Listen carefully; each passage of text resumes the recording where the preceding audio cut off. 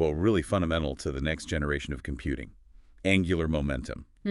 And specifically, its absolutely crucial role in quantum computers. Exactly. Yeah, we've been looking at the source material, and it's fascinating how this, core quantum mechanical idea isn't just physics theory. Right. It's actually the foundation they're building the future of computation on.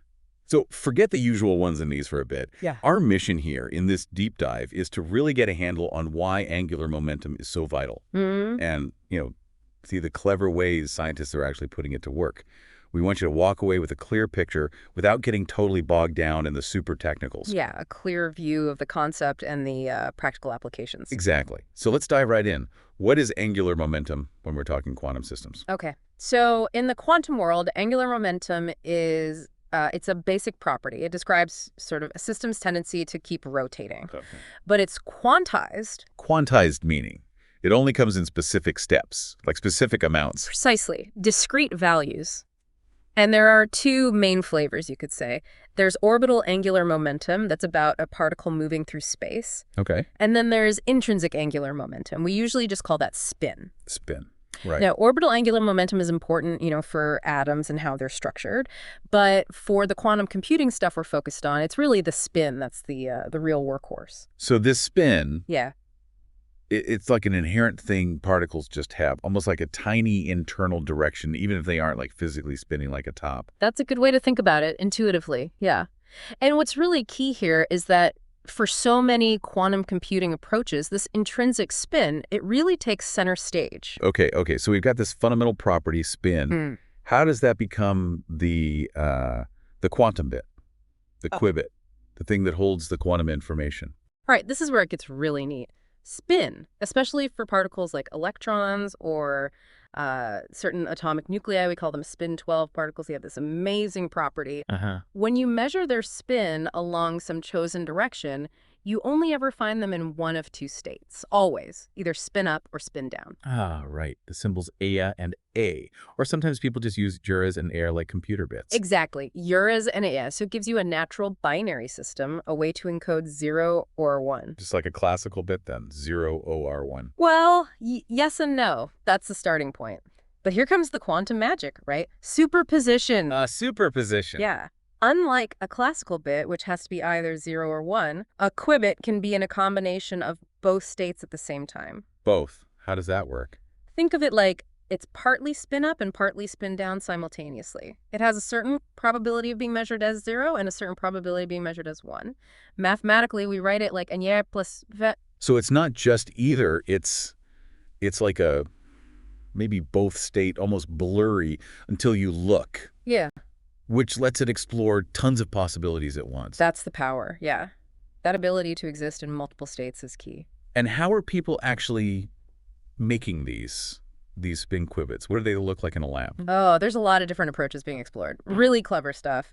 One way is trapping a single electron inside a tiny semiconductor structure.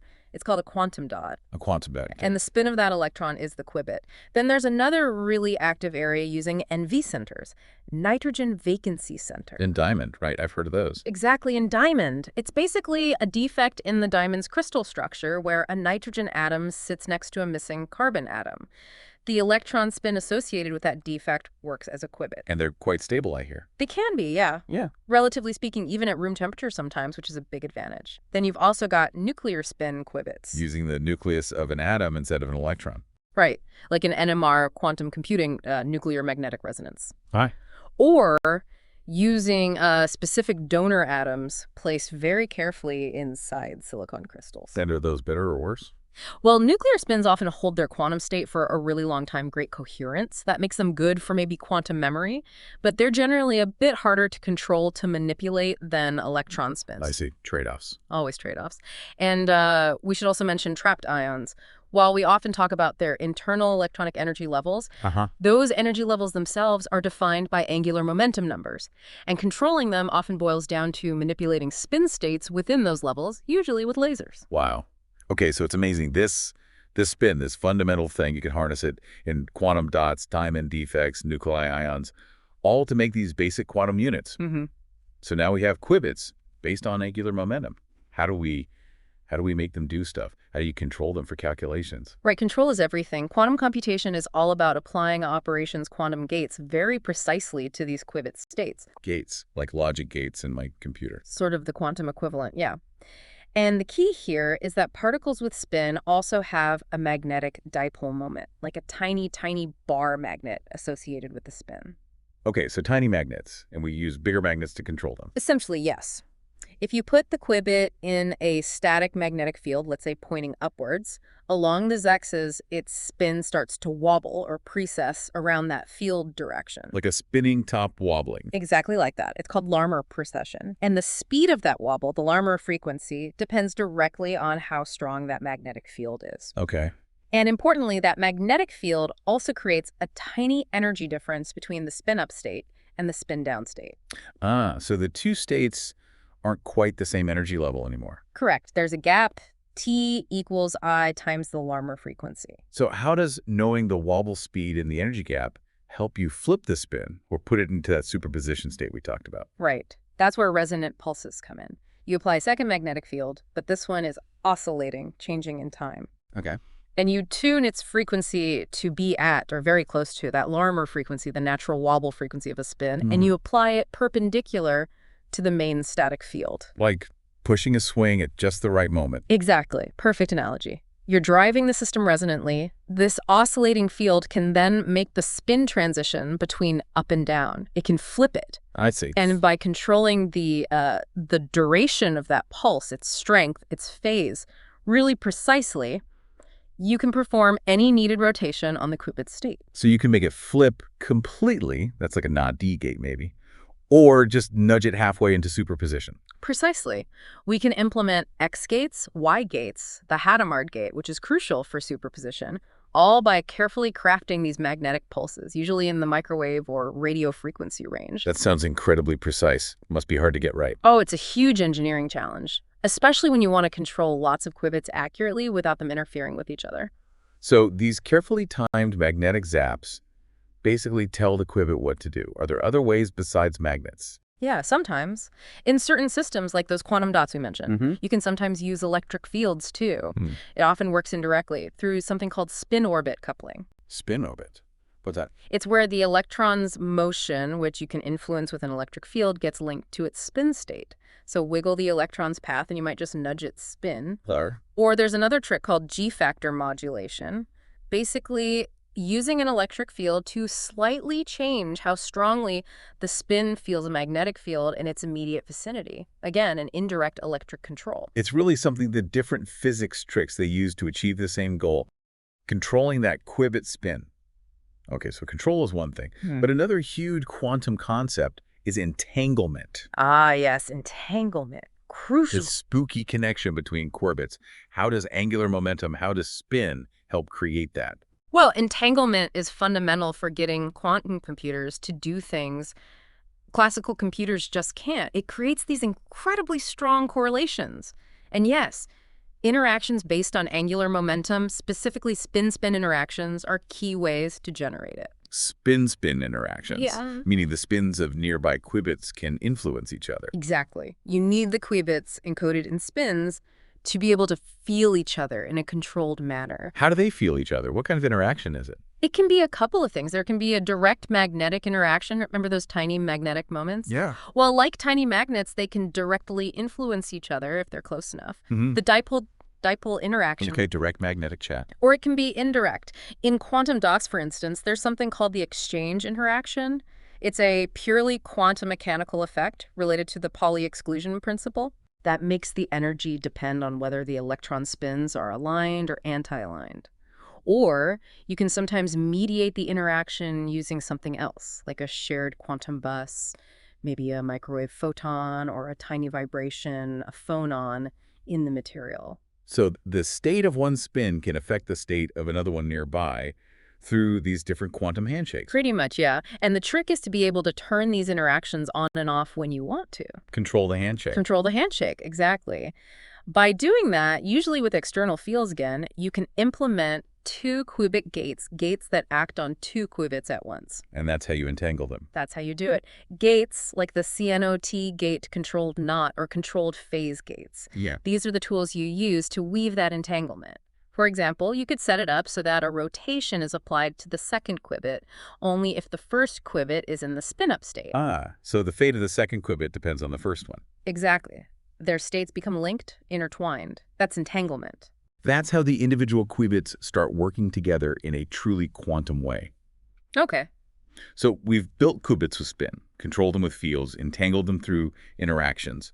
We've run our quantum algorithm.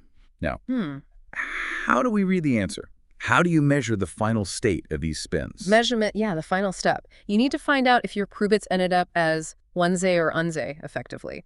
So you're measuring the projection of their angular momentum, their spin, along your chosen axis. And how's that done? Can you just look at it? Not quite that simple. But there are ingenious ways. One very common technique, especially in solid-state qubits like quantum dots, is called spin-to-charge conversion. Spin. Flip the charge. You turn the spin information into electrical information. Exactly. You set things up so that the spin state up or down affects whether an electron can move, whether charge can flow. For instance, there's a thing called polyspin blockade. It can basically stop an electron from hopping between quantum dots unless its spin is oriented correctly relative to another electron. So if spin allows tunneling, you see current. If spin blocks it, you don't. So the presence or absence of a tiny current tells you the spin state. Or a change in charge detected by a nearby sensor, yeah. You convert the fragile quantum spin state into a much more robust electrical signal you can measure. Clever.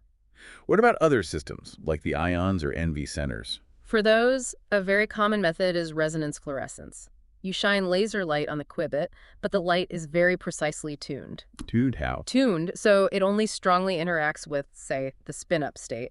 If the qubit is spin-up, it absorbs a laser photon and then spits one back out. It fluoresces. You can detect that photon. And if it's spin down? If it's spin down, it ignores the laser. No photon absorption, no fluorescence. It stays dark. And so light on means one state, light off means the other.